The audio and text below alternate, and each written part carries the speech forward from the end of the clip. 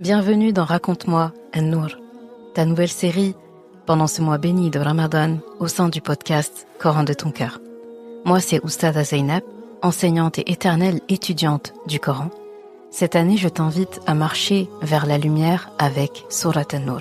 Cette sourate qui éclaire les cœurs, purifie les âmes et nous guide vers la clarté dont nous avons tant besoin face aux défis de notre époque actuelle. Raconte-moi An-Nour, une lumière offerte par Allah pour éclairer ton chemin, une lumière pour éclairer ta vie. أعوذ بالله من الشيطان الرجيم بسم الله الرحمن الرحيم والذين يرمون أزواجهم ولم يكن لهم شهداء إلا أنفسهم فشهادة أحدهم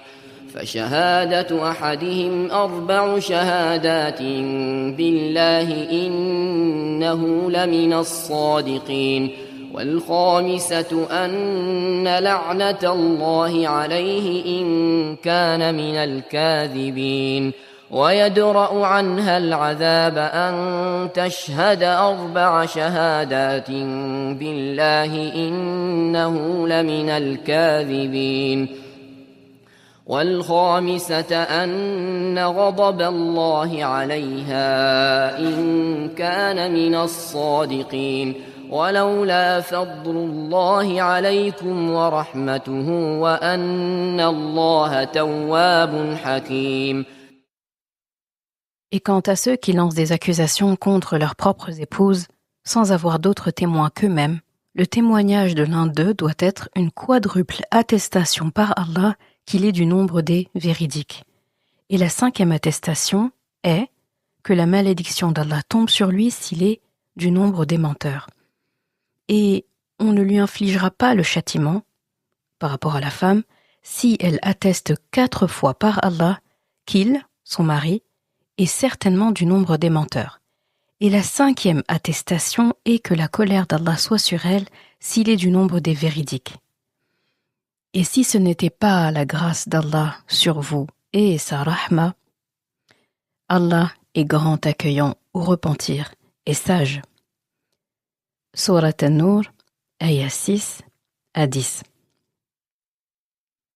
Assalamu alaikum wa rahmatullahi wa barakatuh. J'espère que tout le monde se porte bien ici. Alors on reprend la suite de notre série Raconte-moi An-Nour et nous sommes toujours dans la partie de As-Zina et là, donc on passe à un autre cas de figure. Et là, c'est lorsque il y a accusation au sein du couple. Donc déjà, il y a une différence, c'est qu'on parle de gens qui sont mariés. Et on sait que la punition quand les gens sont mariés, ce n'est pas exactement pareil. Je ne vais pas m'étaler sur ça parce que c'est pas le sujet ici et d'autres passages dans les hadiths en parleront mieux.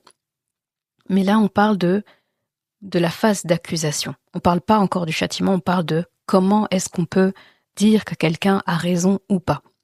Et donc, là, c'est un passage aussi essentiel, cette partie-là, parce que ça va mettre en lumière une problématique qui est grave, intemporelle aussi, comme la précédente partie, c'est le fait d'accuser sans preuve, et ici particulièrement dans le cadre du mariage.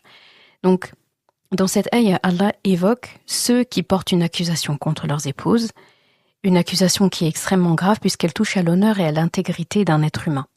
Et lorsque l'accusation est portée, il y a 2 cas possibles. Soit elle est fondée et doit être prouvée par 4 témoins, soit elle repose sur une simple suspicion et dans ce cas, elle est rejetée. Et là, quand on parle d'un des conjoints qui accuse l'autre, la condition, c'est que cette personne ait vu l'acte aussi.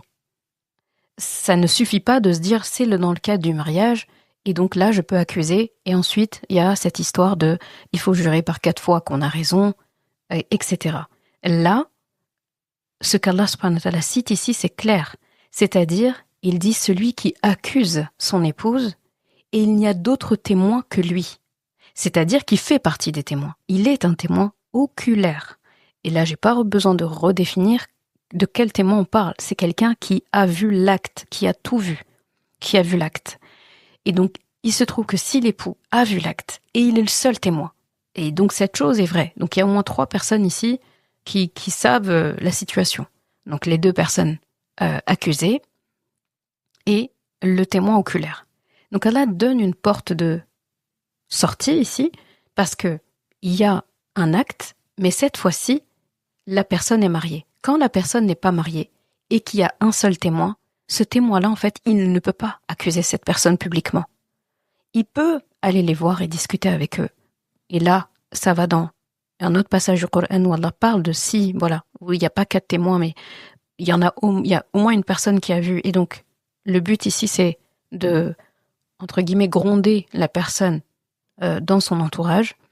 Ici, il y a un mariage. Il y a un mariage, donc il y a une dérogation. Donc il y a un témoin oculaire. Et pour compenser les 3 autres témoins qu'il n'a pas, eh bien Allah subhanahu wa ta'ala donne une possibilité. Et on a l'impression que c'est facile et c'est simpliste, mais pas du tout. On se dit, faut juste que je dise, que je jure que j'ai bien vu. Attention, attention. Ici, Allah subhanahu wa ta'ala propose, donc si l'époux ne peut pas produire ces 4 témoins, l'alternative est de jurer à 4 reprises qu'il dit la vérité. Et pour renforcer encore plus la solennité de son serment, il y a une 5e attestation qui est exigée, c'est le fait qu'il invoque sur lui-même la malédiction d'Allah. Donc Allah ici parle de la'na, si jamais il ment.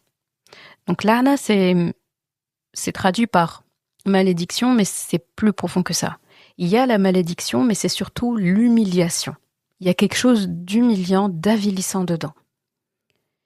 Et ce procédé qu'on appelle li'an, c'est un mécanisme juridique et spirituel qui a été employé au temps du prophète sallallahu alayhi wa sallam, qui permet de trancher un litige qui est très grave. D'accord ? C'est pas le petit problème au marché ou à la caisse ou je ne sais quoi. Là, il y a plusieurs choses qui sont en jeu. Et donc il donne la possibilité plutôt à la femme de se défaire en fait de cette possible punition qu'elle pourrait avoir, parce que si cet homme jure, une femme en face peut, parce que elle est fautive, avouer. Mais l'homme peut accuser et dire qu'il a vu alors qu'il n'a rien vu. Par exemple, il soupçonne quelque chose et là, donc il n'a pas vu. Il a vu peut-être sa femme sortir de quelque part avec un homme, etc. Bref, Allah subhanahu wa ta'ala, ici vraiment dans cette ayah, il protège les deux. Il protège l'homme contre une injustice qui est commise, et donc qu'il soit pas le dindon de la farce, quoi. Surtout s'il n'a pas 4 témoins, ça veut dire qu'il est censé accepter et continuer de vivre avec cette femme. C'est pour ça qu'ici c'est particulier. C'est parce que c'est des personnes qui sont mariées en fait, qui sont vouées à rester ensemble quand même. Alors que quand des gens ne sont pas mariés, c'est pas les mêmes enjeux. Donc en fait, ce serait une injustice pour lui de devoir rester avec quelqu'un. Il peut pas l'accuser, il peut rien faire de ça, et il est censé accepter. C'est un process compliqué. Il protège aussi la femme qui est accusée à tort. Qu'est-ce qu'elle va faire? C'est sa parole contre celle de son époux? Là aussi, c'est très compliqué. Et en plus, là, il n'y a pas de juge. Donc, la femme a la possibilité, si elle est innocente, parce que si elle n'est pas innocente, un homme qui a juré comme ça, en fait, si elle vient derrière dire quelque chose, c'est très compliqué. Allah, ici, il appelle à l'intelligence émotionnelle des gens. De plus en plus, il va vers l'intelligence émotionnelle. D'accord? Là, la femme qui est accusée et qui n'a rien fait, eh bien, Allah lui donne la possibilité d'échapper à la sentence et donc, elle-même aussi peut jurer 4 fois qu'il ment. Regarde la tournure de phrase. Pour l'homme, 4 fois qu'il dit la vérité. Et ensuite, malédiction, humiliation d'Allah sur lui s'il ment. D'accord? Donc il doit d'abord, parce que c'est lui qui accuse. La personne qui accuse, c'est elle qui doit fournir les preuves, donc je dis la vérité. Et si jamais la vérité n'est pas dite, alors appelez à la malédiction, l'humiliation d'Allah sur cette personne. Dans le cas de la femme, comme elle, ce n'est pas elle qui fournit la chose, ce n'est pas elle qui s'accuse elle-même dès le départ, c'est lui. Donc elle va partir de ce qu'il a dit, et donc les 4 attestations qu'elle doit faire, c'est de dire qu'il est du nombre des menteurs. Donc là, c'est assez explicite. C'est peut-être la seule fois dans un couple qu'une femme va dire à son époux, il ment. D'accord? Donc, 4 fois, elle doit faire le contraire, il ment. Et appeler, cette fois-ci, à la colère d'Allah sur elle, donc ghadab Allah, si il est du nom des véridiques, s'il a dit la vérité. Donc, ici, Allah protège, c'est-à-dire que c'est elle qui est accusée, ce n'est pas à elle de dire « je dis la vérité » ou « je mens ». Et elle doit reprendre ses paroles. Soit elle jure qu'il dit la vérité, qu'il ment, soit elle doit appeler à la colère d'Allah sur elle si il dit la vérité. Et donc, en gros, la responsabilité est mise sur la personne qui est accusée. C'est la personne qui est accusée qui est le responsable principal au début. Et après, en fonction de ça, donc on se base sur l'accusation, et sur l'accusation, on dit est-ce que c'est vrai, est-ce que c'est faux. On t'a pas demandé de dire autre chose que ça, de dire est-ce que toi tu dis la vérité ou pas. On part de l'accusation. Donc très intéressant ici comment Allah parle. Et là, il y a quelque chose d'intéressant, c'est pourquoi la différenciation entre l'homme et la femme. Certains pourraient se demander pourquoi ce passage met en avant la femme accusée et non l'homme accusé. Et là, il faut comprendre que lorsqu'une femme est accusée publiquement surtout, eh bien, elle est bien souvent exposée à un plus grand danger que l'homme. C'est comme ce que je disais la dernière fois. Son honneur, sa sécurité, sa place dans la société sont directement menacés. Contrairement à l'homme qui, même s'il est accusé, il conserve souvent un degré de protection sociale. Donc, subhanallah, c'est pour ça que j'ai dit, il y a des sourates du Coran, on a l'impression que c'est plus applicable aujourd'hui qu'avant. Parce qu'aujourd'hui, c'est très, très, très évident ça. La réputation d'une femme et celle d'un homme, c'est pas pareil. Les femmes prennent cher quand même, à notre ère aujourd'hui. Mais ça signifie en aucun cas que l'accusation d'un homme est minimisée. C'est juste que, quelque part, il a moins besoin d'arsenal et de protection qu'une femme. Donc en réalité, ce passage, il met en lumière l'extrême gravité de l'accusation contre une femme pour insister sur la nécessité de ne pas lancer des accusations à la légère. Donc ici, il y a plusieurs bénéfices. Et là, j'attire l'attention aussi sur autre chose, c'est l'importance du serment en islam. Ce passage, il nous rappelle une chose essentielle. Jurer au nom d'Allah, c'est pas anodin. Parce que là, il y a quand même, faut jurer 4 fois qu'on dit la vérité. Et une 5e, donc t'as remarqué 4, c'est pas un chiffre au hasard. C'est pour remplacer les 4 témoins. D'habitude, en islam, quand on jure, les gens font les choses par 3 fois. C'est rare qu'il y ait un chiffre 4 comme ça. Donc là, 4 fois. Et une 5e, pour encore plus sécuriser la chose. Parce qu'une personne peut jurer qu'il dit la vérité. Il sent moins le risque, même si jurer de quelque chose qui n'est pas vrai, c'est gravissime. Mais on peut passer à côté. On peut se dire, c'est pas grave. Parce que la punition, entre guillemets, de jurer par quelque chose et qu'on ne fait pas et qui n'est pas la vérité, c'est de jeûner pour compenser. Jeûner 3 jours d'affilée. C'est trop facile pour quelque chose d'aussi grave. Donc Allah rajoute encore une clause. Il dit, attends. T'as juré, d'accord, mais peut-être que tu crains pas Allah, toi. Peut-être que toi, jurer, c'est normal. Peut-être que tu fais ça tellement tous les jours de jurer, que ça te traverse pas. Ça ne te fait rien. Donc on va rajouter quelque chose qui risquerait de te nuire si jamais tu dis faux. Et là, c'est autre chose. Et c'est pour ça que je fais cet aparté, parce que trop souvent, on entend des gens dire « je jure que ». Wallahi, on commence souvent nos phrases comme ça. Pour des choses futiles, on le fait. Donc quand on a l'habitude de le faire pour des choses futiles, ça nous paraît moins important et solennel quand on nous le demande pour des choses graves. Et normalement, jurer, c'est réservé à des choses solennelles, à des choses graves, à des choses importantes.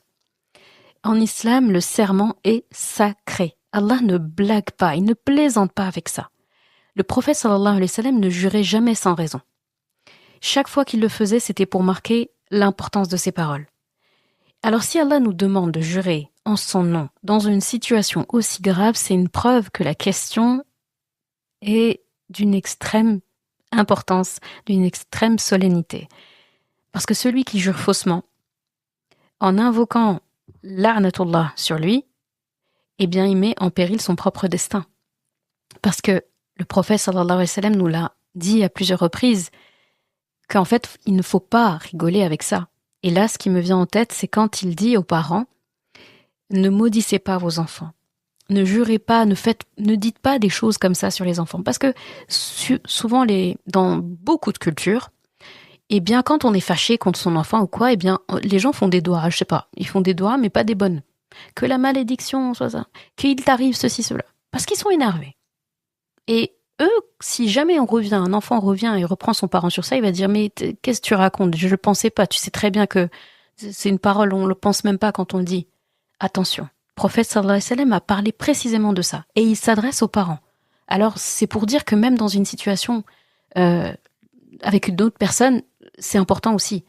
Il dit, n'appelez pas à la malédiction d'Allah sur vos enfants, parce qu'Allah exauce les prières. En fait, en islam, Allah subhanahu wa ta'ala, il juge par l'intention. Mais ça ne veut pas dire qu'on peut dire ce qu'on veut. Dire ce que je veux et après dire, mais je ne le pensais pas. Attention, attention, attention. C'est assez clair. Alors, sallallahu alayhi wa sallam l'a dit non. Parce que tu ne sais pas à quel moment une invocation est exaucée. Tu ne sais pas qu'est-ce qui se passe. Et pour chaque chose qu'on prononce, Allah, quand il parle de doigt, exaucé ou pas, il n'a pas mis en condition dedans l'invocation, il n'a pas mis en condition dedans, l'intention. C'est plus accepté, ça a plus de poids si c'est sur l'intention. Mais si on en croit ce que Rasulullah sallallahu alayhi wa sallam dit, on peut être exaucé pour quelque chose, entre guillemets, qu'on ne pensait pas, mais notre bouche l'a prononcé. Et en plus, c'est gravissime dans le cas d'un enfant et un parent parce qu'Allah exauce en priorité les invocations des parents pour leurs enfants. Qu'est-ce qu'on fait alors? Et Rasulullah sallallahu alayhi wa sallam nous a formellement interdit de faire ça. Donc, au cas où on a des cultures où les gens font ça, et on peut s'y prendre une phrase qu'on a beaucoup entendue ou qu'on entend dans nos pays respectifs et qui fait partie de notre vocabulaire, eh bien, ce Ramadan, on les enlève. Là, vraiment, c'est une prescription. Il faut arrêter. En fait, déjà, on est dans un monde, c'est déjà assez compliqué. On s'inquiète déjà assez de ce que nos enfants vont devenir pour ne pas nous être, sans vouloir le faire à mal en plus, faire partie de ceux qui vont causer des difficultés pour les enfants. Et en plus, souvent, quand les gens font ces invocations-là, pour eux, c'est pas des invocations, c'est juste des paroles comme ça, c'est rarement des petits trucs, c'est vraiment très méchant. On parle de son enfant comme en disant un chien, on appelle la malédiction, qu'il t'arrive ci, qu'il t'arrive ça. Je me dis, mais c'est quel islam, ça?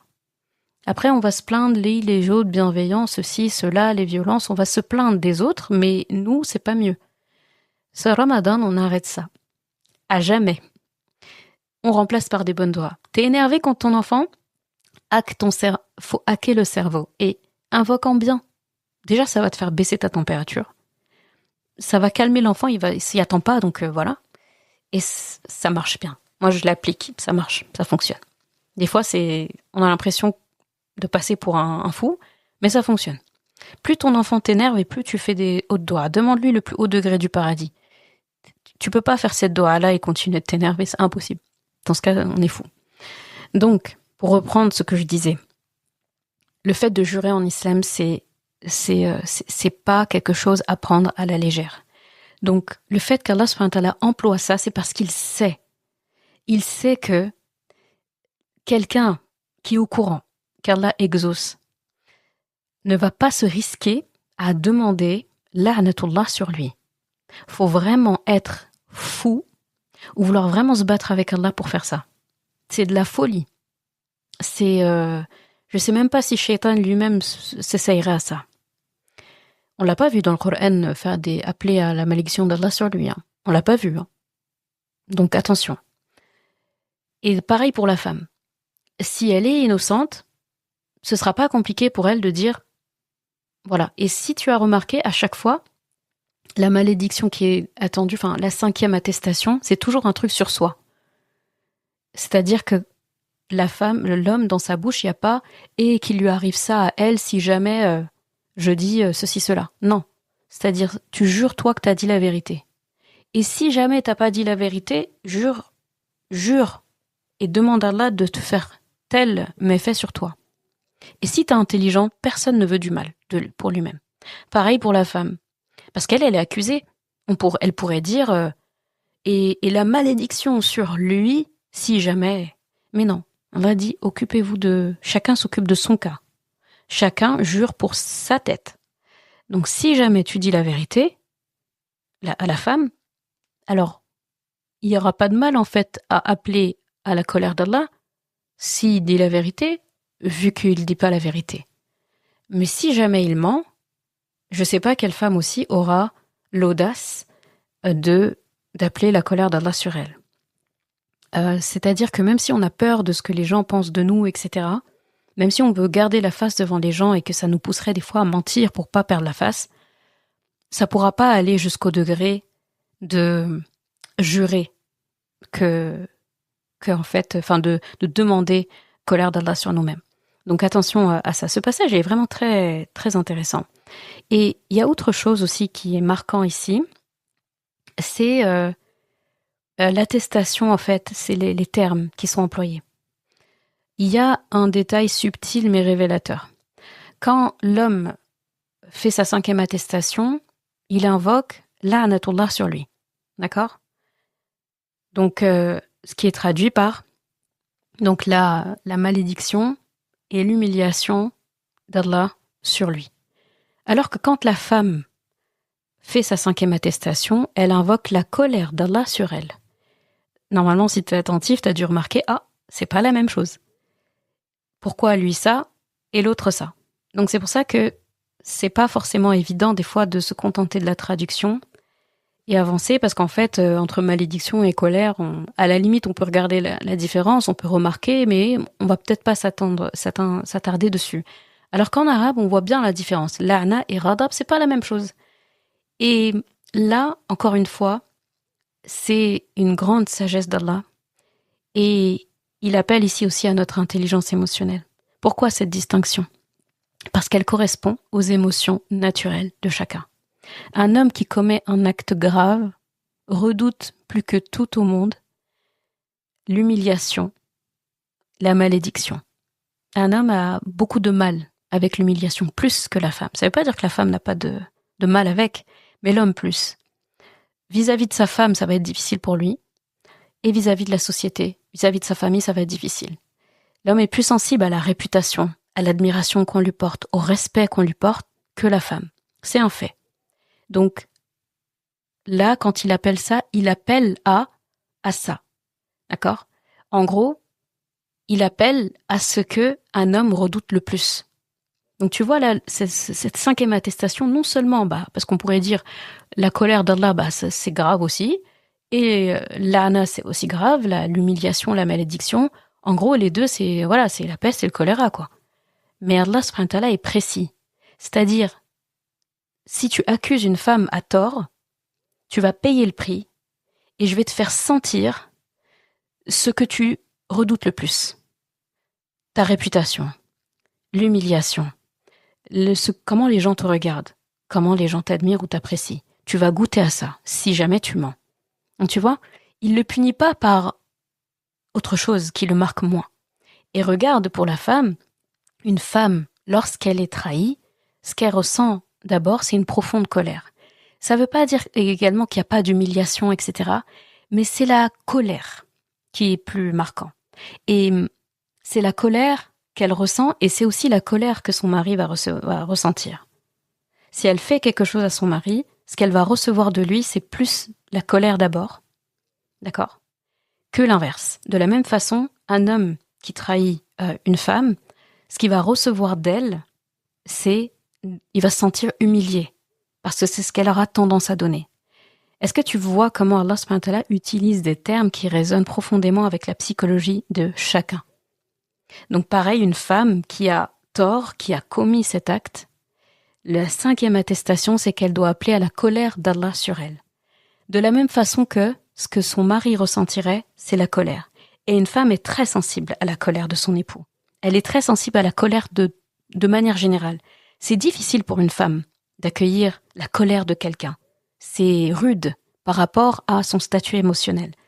Alors que c'est plus difficile pour un homme d'accueillir de l'humiliation. D'accord ? Et les femmes sont douées dans leurs paroles quand elles sont blessées pour avoir des mots qui sont plus durs que tout. Humiliantes, faut dire ce qui est. Un homme, lorsqu'il est blessé, ce qui est dur, et c'est ce qu'il fait de bien aussi, ce qu'il fait beaucoup plutôt, c'est sa colère. La colère noire, là. On voit plus d'hommes rentrer dans une colère noire quand ils apprennent quelque chose qu'on leur a fait qu'une femme. Une femme, ce qui va la toucher, les émotions vont se mélanger et c'est « tu m'as blessé, je vais te blesser aussi ». Et ça va passer par mes mots, ça va passer par des gestes, des actes où tu vas te sentir humilié, comme tu m'as humilié. Est-ce que tu vois comment Allah subhanahu wa ta'ala est précis? J'aime beaucoup ça. Il y a une autre subtilité aussi, c'est que de la même façon qu'Allah subhanahu wa ta'ala nous interdit, à travers les enseignements du prophète sallallahu alayhi wa sallam, de jurer, d'appeler, de faire des mauvaises invocations et d'appeler à la malédiction pour rien comme ça, à ses enfants. Pareil, on n'a pas le droit de se souhaiter du mal. On n'a pas le droit d'invoquer Allah en mal pour nous. On n'a pas le droit de dire Allah, je veux ça, fais-moi ça. C'est pas possible. On n'a pas le droit de faire ça. Eh bien, regarde ici. Quand tu liras ces ayats, normalement, il y a quelque chose que tu remarques là, c'est que lorsque tu lis ces ayats, Allah subhanahu wa ta'ala, quand il parle de cette 5e attestation là pour chacun des époux, eh bien, il en parle à la 3e personne. Et on va rester nous aussi là-dessus. Allah subhanahu wa ta'ala n'a pas dit « et qui l'invoque ?» Allah, 2 points, et il cite ce que cet homme devrait dire. Que là, non, soit sur moi. Je le fais exprès pas parce que j'ai peur. On ne doit pas faire des doigts contre nous. Donc si Allah subhanahu wa ta'ala avait mis des guillemets en disant exactement ce que la personne doit dire, d'accord? C'est comme Rasulullah s'il dit « faites cette dua, 2 points, Allahumma, ya Allah, iftahli abwab rahmatik » par exemple, « ouvre-moi les portes de ta rahma ». Donc il y a une citation. Eh bien ici, Allah n'a pas mis la citation. Il a dit qu'il invoque la'anatullah sur lui. Et nous, quand on lit, c'est ça qu'on lit. Et il faut surtout pas faire l'erreur de dire « regardez, si vous parlez à quelqu'un, si quelqu'un fait ça, alors dit qu'Allah me... » Faut pas le dire. De la même façon pour les femmes aussi. Il dit, et elle aussi, donc elle peut se dédouaner de cette accusation en faisant 4 attestations qu'il dit faux, qu'il ment. Et la 5e attestation, c'est que la colère d'Allah tombe sur elle si jamais il dit la vérité. Là aussi, Allah ne dit pas et qu'elle dise 2 points que là, non, soit sur moi si je...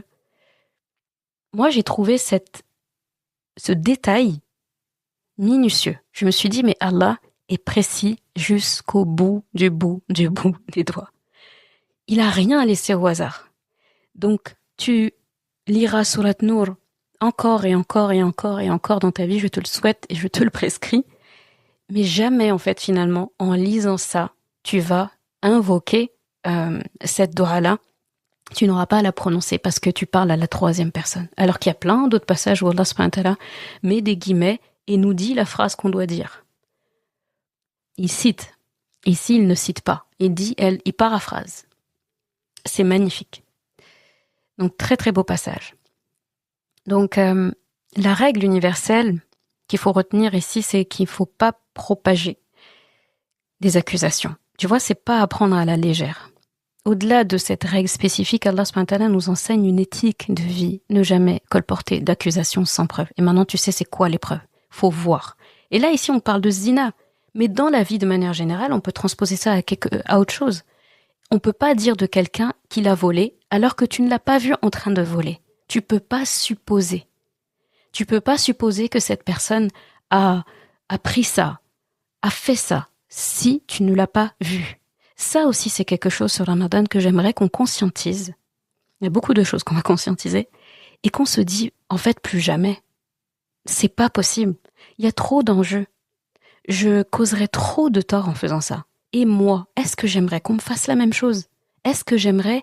Et subhanallah, la plupart du temps, quand les gens accusent sans avoir vu, même si la personne l'a fait, la plupart du temps, il y a un préjudice qui va être causé parce que c'est horrible, en fait. C'est souvent des situations où il y a des quiproquos, il y a des malentendus. Et on peut pas se contenter de nos suppositions. C'est sûr qu'elle a fait ça parce que je l'ai vu ici, je l'ai vu là. C'est sûr que lui, il a volé ça ou il a fait ça parce que il a fait ci, il a fait ça, il y a des traces sur lui et tout. Est-ce que tu l'as vu faire? Oui, là, on va discuter. Non, alors tais-toi à jamais. Pareil pour d'autres situations. Il faut qu'on apprenne à muscler notre langue pour des bonnes choses et qu'on la mette au repos pour des choses qui ne nous apportent pas. Il y a trop gros à perdre, il y a un trop gros risque à parler pour rien, à parler sans connaissance, sans preuve. C'est trop grave. Et vraiment, j'ai pas envie, le jour du jugement, chacun va lire son livre. Je n'ai pas envie qu'aucun de nous ouvre son livre et trouve ces bêtises-là dessus. On a accusé sans preuve, et nous, souvent, on dit et après on passe à autre chose. Le pire, c'est quand on parle derrière la personne et la personne ne sait même pas qu'on l'a accusé de quelque chose. Oui, lui, c'est un menteur, elle, c'est une voleuse, l'autre, elle a fait ci, l'autre, elle a fait ça, l'autre, elle a trompé l'autre, lequel a fait ça. Et nous, on parle et on oublie. Et le jour du jugement, imagine juste cet instant-là. Tu ouvres ton livre et là, tu vois cette action que tu as fait, que toi, tu avais oublié depuis, tu l'avais oublié. Et non seulement cette action, elle est là, et tu vas payer toutes les conséquences. Parce qu'en fait, tous les autres malheurs qui découlent de cette action-là, tu vas le voir écrit aussi. À cause de cette accusation que tu as portée contre cette personne, toi, tu l'as fait derrière elle, tu penses qu'elle est même pas au courant, eh bien cette personne, il lui est arrivé ça, sa famille, ceci, cela, et tu vas payer les intérêts. Riba, rappelle-toi, il y a qu'Allah qui a le droit de payer des intérêts. Lui, pour une bonne action que tu as faite, il a le droit de te rendre plus. Pour une mauvaise action que tu as faite, il peut aussi te facturer plus si ta mauvaise action a eu des conséquences fâcheuses sur des fils d'Adam sur cette terre ou des filles de Hawa sur cette terre. Donc, c'est comme cher payé. Et ça, c'est un conseil, vraiment celle qui te parle là, moi, je le prends pour moi en premier. On ne donne pas de leçons ici. On lit tous le même Coran. On est tous des serviteurs d'Allah. Personne n'est à l'abri. Donc, que ce soit moi, que ce soit toi, que ce soit la personne du coin, que ce soit ta famille, que ce soit les personnes avec qui tu as des problèmes, personne ne vaut la peine qu'on remplisse notre livre de compte de futilité. Personne ne vaut la peine, en gros, qu'on se prenne une place comme ça en enfer. Personne ne vaut la peine qu'on n'ait pas notre ticket d'entrée vers notre maison au paradis. Personne ne vaut la peine qu'on n'apparaisse pas sur les listes du paradis. Personne n'en vaut la peine. Alors, je ne donne pas ces occasions aux autres. D'accord ? Et une ayah qui est très intéressante, c'est, après avoir parlé de tout ça, c'est donc la dernière ayah, la ayah 10, où Allah dit « وَلَوْلَا فَضْلُ اللَّهِ عَلَيْكُمْ وَرَحْمَتُهُ وَأَنَّ اللَّهَ تَوَّابٌ حَكِيمٌ » C'est le début de la ayah, Allah va le répéter souvent dans Surat Nur, donc retiens ça.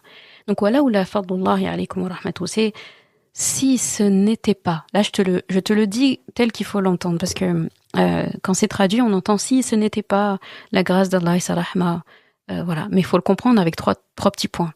Parce qu'Allah dit وَلَوْلَا فَضْلُ اللَّهِ عَلَيْكُمْ وَرَحْمَتُهُ وَأَنَّ اللَّهَ تَوَّابٌ حَكِيمٌ. 3 petits points. En gros, si ce n'était pas, c'est comme si Allah te disait ça ainsi, si ce n'était pas la grâce d'Allah et sa rahma et le fait qu'il soit tawwab, donc celui qui pardonne, c'est ça tawwab, c'est quand on le fait plusieurs fois. Tawwab et hakim et sage, juste, 3 petits points. Et là, Allah ne dit pas. Là, en fait, cette ayah, elle reprend tout ce qu'il a dit depuis le début. Et il dit si, en gros, c'est comme s'il s'adressait à tout le public là, tous ceux qu'on a cités. Ceux qui ont commis az-zina, ceux qui ont l'habitude de le faire souvent, ceux qui le font occasionnellement, les témoins, ceux qui accusent sans témoin, l'époux, la femme, les gens qui assistent à tout, ceux qui colportent, vous tous là. Si ce n'était pas ma rahma, ma grâce, et le fait que je sois grand pardonneur, encore pardonneur, et hakim, sage et juste, vous savez même pas ce que vous attendrez. Si ce n'était pas ma rahma, voilà. Et dans ces ayats-là, on a des sentences. Ça parle de coups de fouet, ça parle de invoquer contre nous si on accuse à tort. Donc Allah, il est en train de dire, ça là, c'est ma rahma, ça fait partie de ma rahma. Remercie-moi d'avoir ces possibilités de réparation ici-bas. Parce que si c'est fil akhira, c'est une autre histoire. Et j'aime beaucoup en fait cette tournure où Allah ne cite même pas finalement le reste, il dit si ce n'était pas. Tu sais, c'est un peu comme quand quelqu'un te fait quelque chose et t'as décidé de pardonner ou t'as décidé de ne pas lui donner l'heure et de ne pas... Bah t'es en train... Tu vois, il y a un truc où tu te dis, si je me retenais pas, où tu te dis, si je n'avais pas reçu une éducation de mes parents, une certaine éducation, ou si je craignais pas là, ou si je n'étais pas musulman ou musulmane, tu sais pas. C'est un peu ça qu'il faut entendre. Allah dit, il ne vaut mieux pas que tu saches si tu étais dénué de tous ces facteurs-là, ma rahma. Donc voilà où la fadlullah, mon fadl, donc ma grâce, ma rahma, mon pardon, ma sagesse, ma hikma. Si c'était pas ça là, il vaut mieux pas que je te dise ce qui risquerait de t'attendre. Et là, il parle, comme j'ai dit, de tout le monde là. Et ça fait du monde, hein. On a l'impression que tout le monde est cité en vrai. Ceux qui ont commis l'acte, ceux qui l'ont pas commis, ceux qui ont assisté, ceux qui sont témoins, ceux qui écoutent les nouvelles et qui les rapportent, ceux qui ne stoppent pas la nouvelle avant qu'elle devienne virale. Tout le monde là, tout le groupe là. Vous tous là, je vous ai à l'œil en gros. Si c'était pas, le fait qu'il ne cite pas, c'est pour dire que sa colère ou ce qu'il réserverait à quelqu'un à qui il n'a pas appliqué sa rahma et tout ce qu'il a cité, peut-être que nos oreilles ne pourraient même pas entendre ça, notre imagination ne pourrait même pas se projeter sur le risque, en fait. Donc c'est une rahma d'Allah subhanahu wa ta'ala de n'avoir pas cité. Et un peu plus loin dans la sourate, il va répéter ça aussi. Wala ou la fadlullahi alaykum wa rahmatuhu, et cette fois-ci il dit d'autres choses. Et là il cite. Donc c'est pour dire que là, l'acte est tellement grave. Tout ce qu'il a cité sur cette page, c'est ayah de la ayah 2 à la ayah 9, c'est tellement grave que, en fait, vous n'êtes pas prêt à ce qu'il vous attendrait chez l'akhira si ma rahma n'était pas là. Donc n'abusez pas de ça. Faites attention. Évitez de vous mettre dans une situation où vous allez savoir c'était quoi les 3 petits points. Qu'Allah nous préserve. Donc très très belle ayah, comme je disais, où finalement chaque détail, chaque mot, chaque passage ici est important. Et donc on a fini la première partie qui traite de zina, donc de ce grand fléau de société, ce grand chaos dans la société. Et donc à l'épisode suivant, on va parler d'un cas pratique et qui va ouvrir la deuxième partie. Et c'est la calomnie dont a été victime notre mère Aïcha radhiyallahu anha. Donc je te laisse avec ces questions que tu dois te poser de manière individuelle. On doit tous se poser ces questions-là. Quand j'entends une accusation, quelle est ma réaction ? Est-ce que je suis de ceux qui écoutent et répètent ? Ou je suis de ceux qui stoppent immédiatement la propagation du mal ? Ça, c'est très important parce que c'est comme l'épisode que j'avais fait sur la médisance. Ne pas colporter une rumeur, c'est protéger l'honneur de son frère ou de sa sœur en islam. C'est un acte de iman immense en fait. Et surtout, c'est éviter d'être compté parmi ceux qui participent à un acte que l'islam considère comme un des pires fléaux de cette société. Qu'Allah subhanahu wa ta'ala nous protège contre l'injustice, contre la turpitude aussi, parce que c'est cette turpitude qui est citée dès la deuxième ayah de cette sourate et pas anodine. Et le fait qu'Allah le cite dès le départ, ça nous fait un effet de choc. Là, si par exemple tu regardais un film ou un dessin animé, t'as une scène choquante dès le début. Et pendant tout le reste, tu vas essayer de comprendre pourquoi cette scène, elle était là depuis le début. Et tu vas finir par le comprendre aussi. Amin ya rabbal alamin.